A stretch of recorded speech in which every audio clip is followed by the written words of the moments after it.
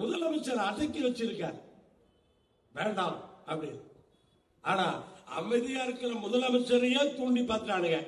முதலமைச்சர் சொல்றாரு, ஜெய் நாங்க வரி கொடுக்கலன்னு சொல்றதுக்கு ஒரு நிமிஷம் ஆகாது, சொல்லட்டுமா? சொல்ல என்ன ஆகும்? நாடு உடைஞ்சிரும்.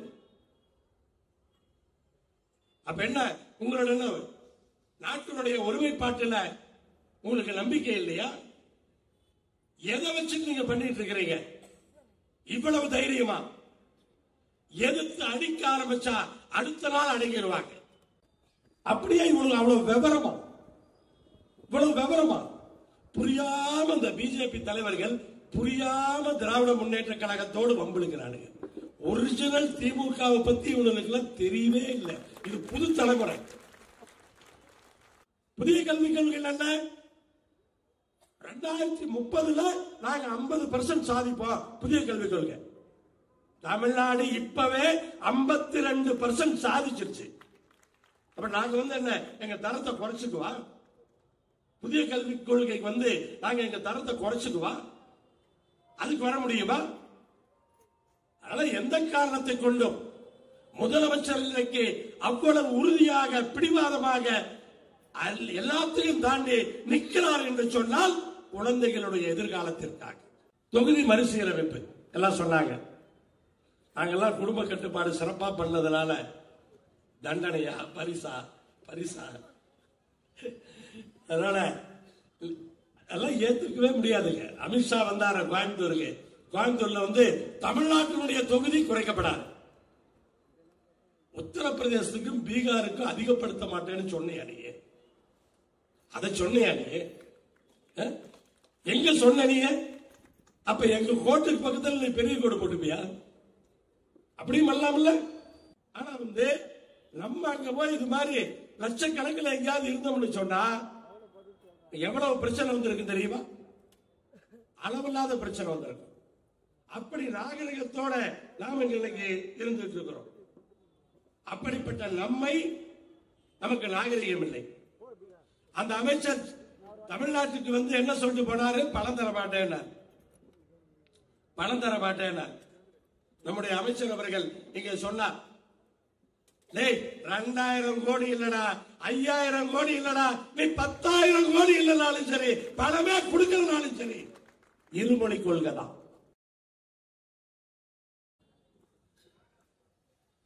பிறந்த நாள் மகிழ்ச்சியாக தொடர்ந்து இந்த மாவட்டத்திலே பல்வேறு கட்சியினுடைய பொறுப்பாளர்களை அழைத்து இதை போன்ற கூட்டங்களை தொடர்ந்து நடத்தி முதலமைச்சருடைய புகழை இந்த உலகம் முழுவதும் கொண்டு சேர்த்துகின்ற அந்த பணியை செய்கின்ற நிகழ்வாக மனித நேய விழாவாக இந்த விழாவை சிறப்பாக நடத்தி கொண்டிருக்கின்ற இந்த நிகழ்வுக்கு தலைமையேற்றிருக்கின்ற அன்பு தம்பி சோ வேலு அவர்களே, விழாவிலே முன்னாடி உரை நிகழ்த்தி மிகச்சிறப்பாக அனைவரையும் ஒரு உசுப்பேத்தி நாங்கள் எல்லாம் பேசுவதற்கு இந்த களத்தை தயார் செய்து இப்போது பேசவிட்டிருக்கின்ற மாவட்ட கழகத்தினுடைய செயலாளர், தமிழக முதலமைச்சருடைய நம்பிக்கை நட்சத்திரம் மாண்புமிகு இந்து சமய அறநிலையத்துறை மற்றும் சென்னை பெருநகர் வளர்ச்சி குழுமத்தினுடைய அமைச்சர். மொத்த சென்னையினுடைய வளர்ச்சிக்கும் அவர் பொறுப்பு.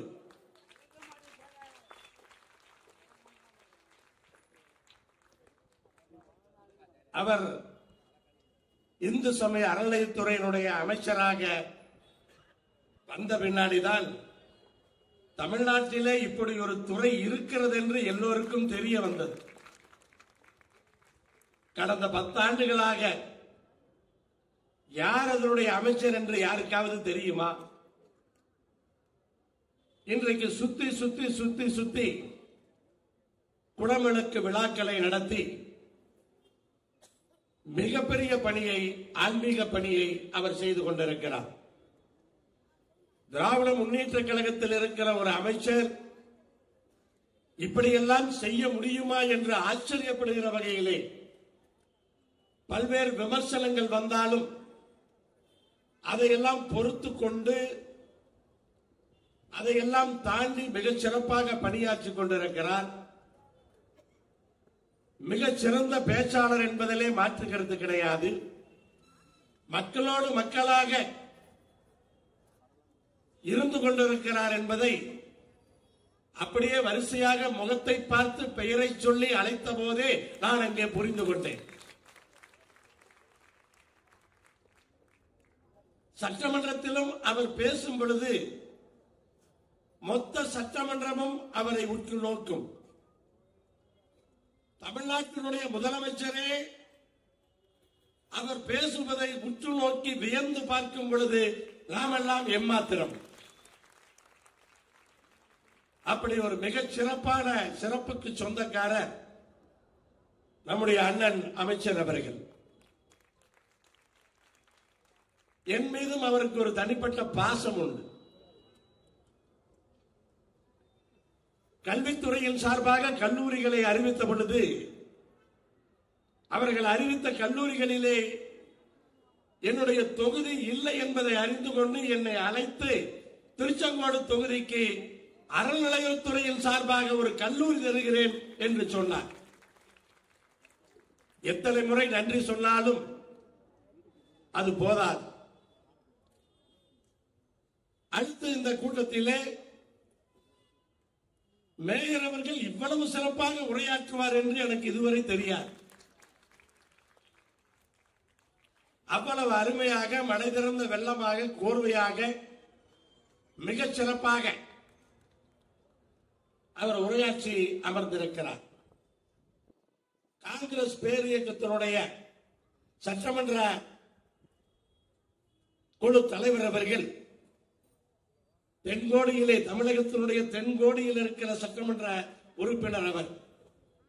அப்படிப்பட்டவர் வந்து காங்கிரசுக்கும் திராவிட முன்னேற்ற கழகத்திற்கும் எப்படியெல்லாம் உறவு இருக்கிறது என்பதை அழுத்தம் திருத்தமாக இங்கே சொல்லி சென்றிருக்கிறார். மேலும் இந்த மேடையில் அமர்ந்திருக்கின்ற வட்ட செயலாளர்கள், மாநில வழக்கறிஞர் அணி துணை செயலாளர் மற்றும் இருக்கிற மகளிர் அணி பொறுப்பாளர்கள் மற்றும் கழகத்தினுடைய பல்வேறு சிறப்பான பேச்சாளர்கள் அனைவருக்கும் என்னுடைய வணக்கத்தை தெரிவித்துக் கொண்டு, எங்க ஊர்ல எல்லாம் கூட்டம் போட்டா இந்நேரம் சேர்தான் இருக்கும். உண்மையிலேயே சேர்தான் இருக்கும். அவங்க இருக்கிற நேரம் பார்த்து நாங்க கூட்டம் போட்டு பேசிக்குவோம். ரொம்ப முன்னாடியும் போட முடியாது. நீங்க 6 மணிக்கு போட்டீங்கன்னா பால் பீச்சு போவேன்றுவோம். மாடு எனக்கு தான் நிற்கின்றோம். பால் பீச்சிட்டு வந்த பின்னாடி அந்த இடையில கொஞ்சம் கேப் கிடைக்கும். கரெக்டா அப்ப முடிச்சுட்டு தான் உண்டு. ஆனா கூட்டத்துக்காக அவங்க உட்கார்ந்து இருக்கிறது இல்லை, அவங்களுக்காக நம்ம மேடையை போட்டு பேசிட்டு முடிச்சிருவோம். ஆனா இங்க உங்களை எல்லாம் பார்க்கும் பொழுது, இங்க பேசும்போது சொன்னார்கள், மீட்டிங்கே முடிஞ்சா கூட, பேசி முடிச்சா கூட யாரும் சேர்ல இருந்து எந்திரிக்க மாட்டேங்கிறாங்க. அது உண்மை என்பதை நான் உணர்ந்து கொண்டிருக்கிறேன். அப்படி திராவிட முன்னேற்ற கழகத்தினுடைய ஒரே குடும்பமாக பேரறிஞர் அண்ணா அவர்களை குடும்ப தலைவராக ஏற்றுக்கொண்டு வந்தவர்கள், முத்தமிழர் கலைஞர் அவர்களை அதற்கு பின் குடும்ப தலைவராக ஏற்றுக்கொண்டவர்கள், அவர்களுடைய வாரிசுகள் இன்றைக்கு தமிழ்நாட்டினுடைய முதலமைச்சரை தங்கள் குடும்ப தலைவராக ஏற்றுக்கொண்டு இன்றைக்கு குடும்பத்தில் ஒருவராக அந்த உணர்வோடு அமர்ந்திருக்கிறார். உங்கள் அத்தனை பேருக்கும் என்னுடைய வணக்கத்தை தெரிவித்துக் கொள்ளுகின்றேன். கொங்கு மண்டலத்தின் சார்பாக என்னுடைய வாழ்த்துக்களையும் தெரிவித்துக் கொள்கின்றேன். நான் கொங்கு மண்டலத்தை சார்ந்தவன். திருச்செங்கோடு சட்டமன்ற தொகுதி என்பது ஆணும் பெண்ணும் சமம் என்று சொல்லுகிற வகையிலே அர்த்தநார் ஈஸ்வரர் இருக்கின்ற கோயில் இருக்கின்ற இடம். எங்கள் ஊரில் எல்லாம் திருமணம் முடிந்தால் நேரடியாக கல்யாண மண்டபத்திலிருந்து வீட்டுக்கு போவதற்கு முன்பாக திருச்செங்கோட்டு மலையில் இருக்கிற அர்த்தநார் ஈஸ்வரரைத்தான் வணங்குவார்கள். காரணம் என்னவென்று சொன்னால் அங்கே பாதி ஆண் பாதி பெண், ரெண்டு பேரும் சரிசமம் என்பதை விளக்குவதற்காக அந்த கோயிலுக்காக நம்முடைய அமைச்சர் இன்றைக்கு 2 புதிய தேர்களை கொடுத்திருக்கிறார். புது தேர் 300 ஆண்டுகள் பழைய தேர் மிக மோசமாக இருந்தது. இன்றைக்கு ஒரு 4 கோடி ரூபாய் செலவிலே 2 தேரையும் இன்றைக்கு கொடுத்திருக்கின்றார். அப்படி இன்றைக்கு அந்த பரமசிவனும் பார்வதியும் பாதி இருக்கின்ற அந்த ஊரிலிருந்து வந்து உங்களிடையே பேசுவதற்கு இந்த வாய்ப்பை ஏற்படுத்தி கொடுத்திருக்கிற அத்துணை பொறுப்பாளர்களுக்கும் உங்களுக்கும் என்னுடைய வணக்கத்தை இந்த நேரத்திலே மீண்டும் நான் தெரிவித்துக் கொள்ளுகின்றேன். தமிழ்நாட்டினுடைய முதலமைச்சர் அவர்கள் தெளிவாக இருக்கின்றார். ஏதோ மேலே ஏறி சாதிகளை ஒழிக்க வேண்டும், சாதி இல்லாத ஒரு சமதர்ம சமுதாயத்தை உருவாக்க வேண்டும் என்று பேசுவதால் சாதி ஒழிந்து விடாது. உலகத்தில் இருக்க பல நாடுகளிலே, அமெரிக்கா போன்ற நாடுகளில் எல்லாம் இன்றைக்கு சாதி பேசப்படுவது கிடையாது. காரணம் என்னவென்று சொன்னால் பொருளாதாரத்திலே சமமாக இருக்கிறார். பொருளாதாரத்திலே சமமாக இருப்பதுதான் அங்கே அந்த சாதி இல்லாத ஒரு சமுதாயமாக அங்கே உருவாகி இருக்கிறது. வித்தியாசம் கிடையாது. அப்ப முதலமைச்சர் அவர்கள் அதை கணக்கில் எடுத்துக்கொண்டு எப்படி கீழே இருக்கவனை மேலே தூக்கி விடலாம், பொருளாதார வசதியில எப்படி மேம்படுத்தலாம் என்பதை புரிந்து கொண்டு பல்வேறு திட்டங்களை இன்றைக்கு தீட்டிக் கொண்டிருக்கிறார். அதிலும் பெண்களை முன்னேற்றினோம் என்று சொன்னால் மொத்த குடும்பமும் முன்னேறும் என்று நினைக்கின்றார். பணத்தை பெண்கள் கையிலேதான் கொடுக்க வேண்டும் என்று தீர்வோடு இருக்கிறார். தொடர்ந்து பல்வேறு திட்டங்கள், கடைசியாக அவர் சொன்னதை கூட கேட்டேன். இந்த ஆணாதிக்க சமுதாயம் ஒழிக்கப்பட வேண்டும், பெண்களுக்கான முக்கியத்துவம் கொடுக்கப்பட வேண்டும் என்று அவர் பேசியதை நான் கேட்டேன். அப்படி பெண்களுக்கு ஒரு முக்கியத்துவத்தை கொடுத்து அவர்களை பொருளாதார வசதியிலே மேம்படுத்துவதற்காக பல்வேறு திட்டங்கள் பட்டியலிட்டு பேசிக்கொண்டே செல்லலாம். மகளிர் உரிமை தொகை திட்டம், அதன் மூலம் எவ்வளவு தைரியமும் அந்த உரிமையும் நீங்கள் உணர்கிறீர்கள் என்பதை தமிழகம் பூராவும் நாம் இன்றைக்கு பார்க்கின்றோம். ஆண்கள் எல்லாம் பொறாமையாக பார்த்துக் கொண்டிருக்கின்றோம். அங்கு மட்டுமா பார்க்கின்றோம்? பேருந்துகளிலே மனைவியோடு நாங்கள் ஏறும் பொழுது மனைவிக்கு டிக்கெட் கிடையாது. பஸ் ஓனர் போல பக்கத்தில் உட்கார்ந்து நாங்க டிக்கெட் வாங்கணும். அப்ப எங்களுக்கு பொறாமையா இருக்குமா இருக்காது? கொஞ்சம் பொறாமையானால மன கஷ்டம் கொஞ்சம் இருக்கும். அப்படி இலவச பேருந்து, புதுமை பெண் திட்டம், படிக்க போனா மாசம் 1000 ரூபாய் பெண்களுக்கு சொல்லி அப்புறம் எல்லாம் நாங்க ஆண்கள் மட்டும் என்னன்னு கேட்டு இப்ப ஆண்களுக்கும் கொடுத்துட்டார். ஆனா பெண்களுக்காக கொண்டு வந்த திட்டம் தான் மகளிர் சுய உதவிக்குழு கடன் வசதி. பெண்களும் அர்ச்சகராகலாம். வீடுகள்ல குடும்ப தலைவிகள் பேர்ல சொத்து பெண்கள் பேர்ல எழுதி வைக்கிறது. பேறுகால விடுப்பு, அந்த பேறுகால விடுப்பு கூட 9 மாதத்திலிருந்து 12 மாதமாக மாற்றி கொடுத்திருக்கிறார். இப்படி எத்தனை பாருங்க. பெண் காவலர்களுக்கு விலக்கு, காவல்துறையில் இருக்கிற பெண்களுக்கு என்னெல்லாம் விலக்கு தர முடியுமோ அத்தனை விலக்கு. அரசு வேலையிலே பெண்களுக்கு 30% இருந்த இடஒதுக்கீட்டை 40% தமிழ்நாடு முதலமைச்சர் அவர்கள் இப்போது அதிகப்படுத்தி கொடுத்திருக்கிறார். அதிகமான மகளிர் காவல் நிலையங்கள், ஒவ்வொரு பகுதியிலும் மகளிர் காவல் நிலையங்கள், அரசு பெண்கள் விடுதி, வேலைக்கு செல்பவர்களுக்காக, இப்போது தோழிகள் விடுதி, இன்னும் எத்தனை தான் உருவாக்குவாரோ தெரியாது.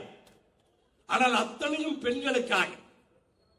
பெண்களுடைய அந்த உரிமையை, அதிகாரத்தை அதிகப்படுத்த வேண்டும் என்ற ஒரே நோக்கத்திலே இன்றைக்கு தமிழ்நாட்டினுடைய முதலமைச்சர் அவர்கள் உருவாக்கி கொண்டிருக்கிறார் என்று சொன்னால் எவ்வளவு மனிதாபிமானம் மிக்க தலைவர்கள். யாரை முன்னேற்றினால் குடும்பம் முன்னேறும், குழந்தைகள் எப்போது முன்னேறுவார்கள் என்பதை புரிந்து கொண்டு இன்றைக்கு பெண்களுக்கான திட்டங்களாக பெண்கள் மீது மாண்புமிகு முதலமைச்சர் அவர்கள் வைத்திருக்கிற அந்த பாசத்தை, அன்பை, முன்னேற்ற வேண்டும் என்ற வேகத்தை, பேச வேண்டும் என்று சொன்னால் அதையே பேசிக்கூட கூட்டத்தை முடித்து விடலாம். ஆனால் மேலும் ஒரு சில கருத்துக்களை சொல்ல வேண்டும் என்பதற்காக இன்றைக்கு பார்த்தீங்கன்னு சொன்னா எவ்வளவு நிதி நெருக்கடி இருக்குன்னு உங்களுக்கு தெரியும். அவன் பணமே தர மாட்டேங்கிறான். டெல்லியில இருந்து எதுக்கு எடுத்தாலும் பணம் தர மாட்டேங்கிறான். ஒவ்வொரு திட்டமா புயல் அடிக்குதா, டேமேஜ் ஆச்சா, அதுக்கும் பணம் கிடையாது. இப்படி எல்லாத்தையுமே நிறுத்தினா கூட முதலமைச்சர் அவர்கள் பெண்களுக்கு கொடுக்கக்கூடிய நிதியை நிறுத்துவதே கிடையாது. அது எவ்வளவு வேணாலும் கடன் வாங்கிக்கலாம், எவ்வளவு வேணாலும் கடன் வாங்கிக்கலாம். ஆனா எவ்வளவு வேணாலும் வாங்குறதுக்கு டெல்லியில விடமாட்டான். 27% தான் வாங்கணும்னு இருக்கு. ஆனா நம்ம அதை விட கம்மியா தான் வாங்கியிருக்கோம் தமிழ்நாடு. ஆனா டெல்லியில இருந்தோம் அந்த கட்சியை சார்ந்தவர்களோ ஏதோ தமிழ்நாடு கடன்லயே முழுகிட்ட மாதிரி அதுக்கு உடனே பேசுவாங்க. ஆனா இந்தியாவினுடைய கடன் ஜிடிபியில் 55%, தமிழ்நாட்டினுடைய ஜிடிபியில நம்முடைய கடன் என்பது 25%. இத்தனை லட்சம் அத்தனை லட்சம் சொன்னா புரியாது. இந்தியாவினுடைய ஜிடிபியில இந்திய அரசு வாங்கி இருக்கிற கடன் 55%. அதுல 75% கடன் இந்த கடைசி 10 ஆண்டுகளில பிஜேபி ஆட்சிக்கு வந்த பின்னால் வாங்கியது. உனக்கு தகுதி இருக்குதா? தமிழ்நாட்டினுடைய கடன் வாங்கி என்ன பண்றோம் நாங்க? தமிழ்நாட்டினுடைய கடன் வாங்கி சமூக நீதியை நிலைநாட்டுறோம். எல்லாரையும் ஒரு சமமா கொண்டு வரதுக்கான ஒரு சம தர்மத்துக்காக கடன் வாங்குறோம். கடன் வாங்கி ஏதோ வீணடிக்கல. இப்படிப்பட்ட ஒரு ஆட்சி இன்றைக்கு தமிழகத்தில் இருந்து கொண்டு இருக்கிறது. நமக்கெல்லாம் தமிழ் மீது பற்று இருக்கிறது. ஆனால் அந்த இந்திக்காரனுக்கு இருக்கிற மாதிரி வெறி நமக்கு இல்லைங்க. அவனுக்கு அந்த அளவுக்கு வெறி இல்லைன்னா இத்தனை வருஷம் கழிச்சு கூட இன்னும் இந்தியை கொண்டு வந்து புகுத்துவானா? எவ்வளவு வெறி இருக்குன்னு பாருங்க. நான் டெல்லிக்கு சென்று 2 ஆண்டுகளுக்கு முன்னால் ஒரு ஒன்றிய அமைச்சரை பார்த்தேன். அந்த அமைச்சரை பார்த்து அவர் நன்றாக ஆங்கிலம் பேசக்கூடிய அமைச்சர், சரளமாக ஆங்கிலம் பேசக்கூடிய அமைச்சர். நான் ஆங்கிலத்திலே பேசிக்கொண்டே இருக்கிறேன், அவர் இந்தியிலேயே பதில் சொல்லிக் கொண்டிருக்கிறார். இந்தியிலேயே. எனக்கு இந்தி தெரியுங்கிறதுனால எனக்கு பிரச்சனை இல்லை, புரிஞ்சுக்கிட்டேன். மறுபடியும் நான் ஆங்கிலத்திலே பேசுறேன், திருப்பி இந்தியில. இந்தி ஒண்ணு பெரிய தமிழ் மாதிரிலாம் ஒரு பாரம்பரியமான மொழி கிடையாதுங்க. 1983 நான் இன்ஜினியரிங் படிச்சுட்டு அஸ்ஸாமுக்கு வேலைக்கு போனேன். அஸ்ஸாமுக்கு வேலைக்கு போனப்ப எனக்கு கீழே வேலை பார்த்தவங்க எல்லாமே ஒர்க்கர்ஸ் எல்லாமே இந்தி பேசுறவங்க. ஒரே மாசம்தான், ஒரே மாசத்துல நான் இந்தி பேச கத்துக்கிட்டேன். 3 வருஷம் நான் இருந்திருக்கிறேன் அஸ்ஸாம்ல, 83 இருந்து 86 வரைக்கும். இந்த ஒரு மாசத்துல கத்துக்கிற இந்திக்கு 12 வருஷம் பள்ளிக்கூடத்தில் இந்தி படிக்கணுமா? என்ன தேவைன்னு சொல்லுங்க. அப்படியே பல மாதிரி யூடியூப்ல பேசுவானுங்க, நாங்க இந்திய சொல்லலையே, இந்திய சொல்லலையே, ஏதாவது ஒரு மொழிதான சொல்றோம், ஏதாவது ஒரு மொழிதான சொல்றோம் அப்படிமா. சரிடா, ஏதாவது ஒரு மொழியை நான் ஏன் படிக்கணும்? அந்த கேள்விக்கு பதில் கிடையாது. ஏதாவது ஒரு மொழி பசங்க கத்துக்கிட்டா நல்லது, மாணவ மாணவர்கள் கத்துக்கிட்டா நல்லது, ஏன்னா கத்துக்கணும் அதுக்கு பதில் கிடையாது. எனக்கு என்ன, பள்ளிக்கூடத்தில் 4வது படிக்கிறப்பவே இந்த மாநிலத்துக்கு வேலைக்கு போவேன்னு எனக்கு தெரியுமா? அப்ப ஆந்திராவுக்கு தான் வேலைக்கு போவேன், நான் தெலுங்க கத்துக்கலாம் அப்படின்னு தெலுங்க கத்துக்க முடியுமா? அன்னைக்கு எனக்கு தெரியுமா? மொழி படிச்சா உபயோகப்படுமா? என்ன மொழியை நான் கத்துக்கிறது? நான் அஸ்ஸாமுக்கு போனேன், அஸ்ஸாமி கத்துக்க முடியுமா? எனக்கு அஸ்ஸாமுக்கு போவேன்னு தெரியாது. அப்ப என்ன ஆகும்? ஒரு மொழி எடுக்கிறப்ப என்ன ஆகும்? கொஞ்சம் ஒரு 7-8 மாநிலத்தில் பேசக்கூடிய மொழியாக ஹிந்தி இருக்கிறது. அப்ப என்ன எடுப்பாங்க? ஹிந்தி எடுத்துக்கலாம், வேற ஒண்ணும் இல்லை. இவங்க சொல்றது ஏதாவது ஒரு மொழின்னு சொல்றான் பாருங்க. நம்ம குழந்தைக்கு அப்படி ஒரு கட்டாயப்படுத்தி வந்துருச்சுன்னு வச்சுக்க, எந்த மொழி எடுப்பீங்க நீங்க? அப்ப சில மாநிலங்கள் எல்லாம் ஒத்துக்கிட்டு இன்னைக்கு இந்தியா மாறி இருக்கு, அந்த மொழி அழிஞ்சிருச்சு. ஏன் ஒரிசாவினுடைய அமைச்சர் தான் இன்னைக்கு நம்மளை கேவலப்படுத்தி பேசியிருக்கார். அந்த ஊர்ல இருக்கிற மொழி என்னாச்சுன்னு கேளுங்க. அவன் இந்தியை ஏத்துக்கிட்டு இன்னைக்கு ஒரிசாவில் இருக்க தாய்மொழி காலி, இந்தியா ஆயிப்போச்சு. அதெல்லாம் தெரிஞ்சுக்கிட்டு தாய்மொழி மேல பற்றே இல்லாத ஒரு அமைச்சர் தமிழ் மொழி மேல உயிரையே வைத்திருக்கிற நம்மை பார்த்து நாகரிகம் இல்லை என்று பேசுகிறார். யாரை பார்த்து நீ நாகரிகம் இல்லைன்னு பேசுற? தமிழனுக்கா நாகரிகம் இல்லை? எவ்வளவு பேர் எவ்வளவு மாநிலத்திலிருந்து நீங்க வந்து வேலை பார்க்கிறான், தமிழன் நாகரிகத்தோடு இல்லைன்னு சொன்னா எவ்வளவு பிரச்சனை வந்திருக்கும். இங்க வேலை இல்லாம தமிழ்நாட்டை சார்ந்தவர்கள் வேறு மாநிலத்துக்கு வேலைக்கு சென்றிருந்தால் கட்டி வச்சு அடிச்சிருப்பான். இவ்வளவு பேர் அங்க வேலைக்கு போயிருந்தோம்னா அவன் நாகரிகம் அவ்வளவுதான். ஆனா இங்க வந்து அவங்க கூட்டா சேர்ந்து ஏதாவது பண்ணினா கூட நம்மாலே அவன் வயிற்று பொழைப்புக்கு வந்திருக்கான்பா. அப்ப நமக்கு ஒரு தற்பெருமை வந்துடும். நம்ம தான் வந்தோரை வாழ வைப்போமேடா அப்படின்னு சொல்லி.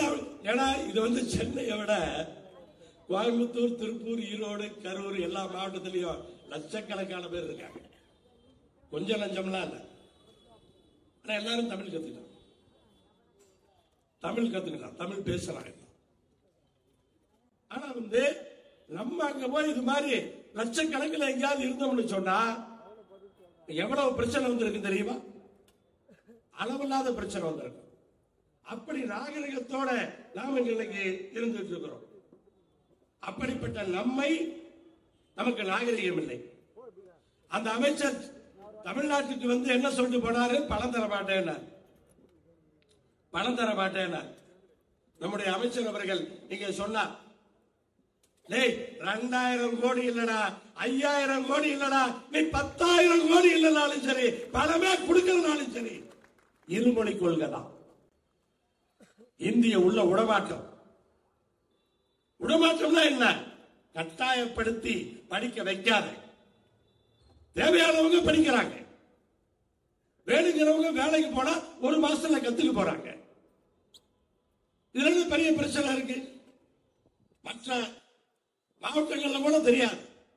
ஆனா அங்க பாத்தீங்கன்னு சொன்னா நிறைய பேர் இப்படி வர்றதுனால, அதே போல திருச்செங்கோடு, நாமக்கல் எல்லாம் ரிக்கு லாரின்னு சொல்லி வட மாநிலங்கள்ல போய் அது ரிக்கு லாரி எல்லாம் வேலை பார்த்துட்டு வராங்க. அப்ப எல்லாருமே அதை வந்து ரொம்ப சர்வ சாதாரணமா, அது படிக்கணுங்கிற அவசியமே இல்லைன்னு எங்களுக்கு எல்லாத்துக்குமே தெரியும். ஆனா ஒரு மொழிங்கிறது சரி. இப்ப வந்து இந்திய ஒருத்தர் படிக்கிறான்னு வச்சுக்கோங்க, பள்ளிக்கூடத்துல படிக்கிறத வச்சு நீ பேசிட முடியுமா? அங்க போய் பேசிட முடியுமா? பேச வாய்ப்பே இல்லை ராஜா, பேசவே முடியாது. ஒவ்வொரு மாநிலத்திலும் ஒவ்வொரு மாதிரி தமிழ். இங்க ஒருத்தர் நான் வரப்ப பொழந்து கட்டினாரு தமிழ்ல, சென்னை தமிழ்ல அடிச்சு நொறுக்கினாரு, அது வேற தமிழ். திருநெல்வேலி தமிழ் வேற தமிழ், கொங்கு தமிழ் வேற தமிழ். அதை வந்து நீங்க வந்து இங்க வந்து அப்படியே ஆனா ஆவலா படிச்சுட்டு மொத்தமா போய் பேசிட முடியுமா? புரிஞ்சுக்கிறதுக்கு 1 மாசம் ஆகும். அந்த அளவுக்கு ஆயிடும். தேவையில்லாம நம்மிடத்தில் இவர்கள் வம்பு வளர்க்கிறார்கள் என்பதுதான் உண்மை. அது மட்டுமல்ல, மும்மொழி கொள்கைங்கிறது அந்த தேசிய கொள்கையில அது மட்டுமல்ல. 3வதுல பரீட்சை, 5வதுல பரீட்சை, 8வதுல பரீட்சைங்க. இதெல்லாம் என்ன பண்ணும்? நான் ஒரு உதாரணமே சொல்றேன். என் கூட எங்க மாப்பிள்ள ஒருத்தன் எங்க படிச்சான். எங்க அக்கா தான் கல்யாணம் பண்ணிட்டான். எங்க அக்கா கூட படிச்சா 4வதுல எங்க அக்கா கூட படிச்சா. அப்பெல்லாம் வந்து பாஸ் ஆனா தான் அடுத்த கிளாஸ் போக முடியும். 4வதுல ஃபெயில் ஆயிட்டான். அடுத்த வருஷம் நான் 4வதுக்கு வந்தேன். என் கூட படிச்சான். நான் பாஸ் ஆகி போயிட்டு அவன் மறுபடியும் ஃபெயில் ஆயிட்டான். அதுக்கப்புறம் படிக்க முடியாது. சின்ன குழந்தைகளோட போய் நான் படிக்கவா? 4வதோட சரி. இன்னைக்கு தொழில் பண்றா, அதெல்லாம் வேற விஷயம். ஆனா படிப்பை நிறுத்திட்டான். அதே மாதிரி எனக்கு தெரிஞ்ச வரைக்கும் எங்க பள்ளிக்கூடத்துல ஒரு 10 பேராவது எனக்கு ரொம்ப க்ளோஸா இருக்கிறவங்க படிப்பை நிறுத்திருப்பாங்க. போக மாட்டாங்க குழந்தைங்க. ஒரு வருஷம் ஃபெயில் ஆயிட்டு, அதெல்லாம் அப்ப நான் சொல்றது 1970களில். இப்பெல்லாம் ஒரு வருஷம் ஃபெயில் ஆனாவே நம்ம பையன் போக மாட்டான். ஸ்கூல் முடிச்சாவே +2 முடிச்சுட்டா நான் இந்த காலேஜ் விஐடிக்கு தான் போவேங்கிறான். என்னடா விஐடி மேல அந்த கோர்ஸ் மேல அவ்வளவு பிரியமானா என் பெஞ்ச் மட்டும் அங்கதான் போவாங்க. அங்கேயே ஒன்னா போயிடணும். ஆண்களா இருந்தாலும் பெண்களா இருந்தாலும் இப்படிதான். அப்படி இருக்கிறப்ப அடுத்த வருஷம் அவன் படிப்பானா? அப்ப இடைநிற்றல் அதிகமாகும். இடைநிற்றல் அதிகம் இல்லாத இந்தியாவிலேயே முதல் மாநிலம், பள்ளிக்கூடத்தில் படிக்கிற அத்தனை பேரும் காலேஜுக்கு போற மாநிலம் தமிழ்நாடு. எங்கெல்லாம் மும்மொழி கொள்கைன்னு சொல்றான் பாருங்க, அது மும்மொழி கொள்கையே கிடையாது. ஒரு மொழி கொள்கை. அது மும்மொழியே கிடையாது. இந்தி மட்டும்தான் பேசுவான். இந்தியை தவிர ஒண்ணுமே தெரியாது. எவனுக்கு ஆங்கிலம் தெரியுது? ஒருத்தருக்கும் தெரியாது. ஆங்கிலம் தெரிஞ்சிருந்தா நம்ம மாதிரி அவனும் எல்லா வேலையும் பார்த்திருப்பான்ல. இன்னைக்கு இப்படி பேச மாட்டான்ல. ஆனா வந்து அந்த மும்மொழி கொள்கை அது மட்டுமல்ல, அது இந்த இடைநிற்றல். உத்தரப்பிரதேச, பீகார்ல எல்லாம் பாதி பேர் பள்ளிக்கூடத்திலே நின்றும். புதிய கல்விக் கொள்கை என்ன? 2030 நாங்க 50% சாதிப்போம். புதிய கல்விக் கொள்கை. தமிழ்நாடு இப்பவே 52% சாதிச்சிருச்சு. அப்ப நாங்க வந்து என்ன, எங்க தரத்தை குறைச்சுக்குவா? புதிய கல்விக் கொள்கைக்கு வந்து நாங்க எங்க தரத்தை குறைச்சுக்குவா? அதுக்கு வர முடியுமா? அதனால எந்த காரணத்தை கொண்டும் முதலமைச்சர் இன்னைக்கு அவ்வளவு உறுதியாக, பிடிவாதமாக எல்லாத்தையும் தாண்டி நிற்கிறார் என்று சொன்னால் குழந்தைகளுடைய எதிர்காலத்திற்காக, நம்முடைய குடும்பத்தினுடைய எதிர்காலத்திற்காக. குழந்தைகள் பள்ளியோடு நின்றுவிடக் கூடாது. கல்லூரியிலே படிக்க வேண்டும். 9வது வரைக்கும் சுமாரா படிப்பான் குடும்பத்தில். 10வதுல பாத்தீங்கன்னா மார்க் வாங்கிடுவான். பொறுப்பு வந்துடும். அவனே 8வதுல பரிசு வச்சா, 5வதுல பரிசு வச்சா நின்றுவான். 10வதுக்கு போறப்ப அவனுக்கு விழிப்புணர்வு வந்துடும், மெச்சூரிட்டி வந்துடும். அப்படி வந்து இடைநிற்றலை நம்ம பல்வேறு முயற்சிகளுக்கு பிறகு நம்ம வந்து இன்னைக்கு குறைச்சிருக்கோம். தொகுதி மறுசீரமைப்பு எல்லாம் சொன்னாங்க. நாங்கெல்லாம் குடும்ப கட்டுப்பாடு சிறப்பா பண்ணதுனால தண்டனையா பரிசா பரிசா, அதனால எல்லாம் ஏத்துக்கவே முடியாதுங்க. அமித்ஷா வந்தார கோயம்புத்தூருக்கு. கோயம்புத்தூர்ல வந்து தமிழ்நாட்டினுடைய தொகுதி குறைக்கப்படாது. உத்தரப்பிரதேசத்துக்கும் பீகாருக்கும் அதிகப்படுத்த மாட்டேன்னு சொன்னியா நீ? அதை சொன்னியா நீ? எங்க சொன்ன நீ? அப்ப எங்க கோட்டுக்கு பக்கத்தில் நீ பெரிய கோடு போட்டுப்பியா? அப்படியும் அல்லாமல்ல. அப்படியே இவனுக்கு அவ்வளவு விவரமா, இவ்வளவு விவரமா புரியாம இந்த பிஜேபி தலைவர்கள் புரியாம திராவிட முன்னேற்ற கழகத்தோடு வம்பிழுக்கிறானுங்க. ஒரிஜினல் திமுகவை பத்தி இவனுக்கு எல்லாம் தெரியவே இல்லை. இது புது தலைமுறை. பேச்சிலெல்லாம் முதலமைச்சர் கட்டி போட்டு இருக்கிறதுனால எல்லாம் கொஞ்சம் அமைதியா பேசுறீங்க. நான் கூட சொன்னேன், என்னடா பேச்சாளெல்லாம் ரொம்ப நாகரிகமா அமைதியா பேசுறாங்களே அப்படின்னு. முதலமைச்சர் அடக்கி வச்சிருக்கார், வேண்டாம் அப்படின்னு. ஆனா அமைதியா இருக்கிற முதலமைச்சரையே தூண்டி பார்த்தானுங்க. முதலமைச்சர் சொல்றாரு, டேய் நாங்க வரி கொடுக்கலன்னு சொல்றதுக்கு ஒரு நிமிஷம் ஆகாது. சொல்லட்டுமா? சொல்ல என்ன ஆகும்? நாடு உடைஞ்சிரும். அப்ப என்ன உங்களோட நாட்டினுடைய ஒருமைப்பாட்டில் உங்களுக்கு நம்பிக்கை இல்லையா? எதை வச்சு நீங்க பண்ணிட்டு இருக்கிறீங்க? இவ்வளவு தைரியமா எதிர்த்து அடிக்க ஆரம்பிச்சா அடுத்த நாள் அடங்கிடுவாங்க. ஆனா அது நல்லா இருக்காது என்று முதலமைச்சர் இன்றைக்கு அமைதியாக இருக்கின்றார். பல்வேறு விஷயங்கள் பாத்தீங்கன்னு சொன்னா, இந்த மும்மொழி கொள்கையை வீடு விட கையெழுத்து வாங்குவாங்களாம். அண்ணன் கூட பேட்டியில சொன்னாரு, டேய் பிஸ்கட் கொடுத்து ஓடி புடிச்சு வாங்குறீங்களாடா அப்படின்னு. பசங்க கையெழுத்து யார் போடுவாங்க? கையெழுத்து வாங்குறாங்களா? அது ஒண்ணு. தொகுதி மறுசீரமைப்புக்கு கலந்துகிட்ட 50 தலைவர்கள் வீட்டுக்கு வந்து இவங்க பேசுவாங்களா? எங்க வீட்டுக்கு நான் வரல, இதுவரைக்கும் யாரும் வந்து பேசல. நான் ஒன்னே ஒண்ணு சொல்றேன், தம்பி அண்ணாமலை எப்படி எங்கள் முதலமைச்சர் அனைத்து கட்சி கூட்டத்தை கூட்டினாரோ அதே போல இந்த 2 விஷயத்துக்கும் அனைத்து கட்சி கூட்டத்தை கூட்டுவதற்கு உனக்கு திராணி இருக்கிறதா? பார்க்கிறோம் எந்த கட்சி வர்றாங்கன்னு. தைரியம் இருந்தா கூட்டிப்பார். ஏன் நீ வீடு வீணா வர்ற? அனைத்து கட்சி கூட்டத்தை கூட்டி உன் கருத்தை சொல்லு பார்க்கலாம். யார் வர்றாங்கன்னு பார்ப்போம். வராதவங்க எல்லாம் உன் கருத்தோட ஒத்து போகலன்னு அர்த்தம். புரிஞ்சுக்க வேண்டாமா? எதில் இருக்கிற கட்சி எல்லாம் வந்துட்டாங்க, உன் கூட கூட்டணியில் இருக்கிற கட்சியும் வந்து தொகுதி மறுசீரமைப்பிலே நாங்கள் தமிழ்நாட்டினுடைய முதலமைச்சரோடு நிற்போம் என்று எதிர்கட்சிகள் சொல்லிட்டு போயிருக்காங்க. அத்தனை பேரும் அதை நீ புரிஞ்சுக்க வேண்டாமா? இப்படி பல்வேறு விஷயங்கள். என்னவோ அந்த பிரச்சனை இந்த பிரச்சனை மாலைய. மகாராஷ்டிரால மந்திரியோட பொண்ணுக்கே தொல்லை. மகாராஷ்டிரால ஒரு மந்திரியோட பொண்ணுக்கே தொல்லை. இங்க எவ்வளவு வாயே திறக்க மாட்டான், வாயே பேச மாட்டாங்க.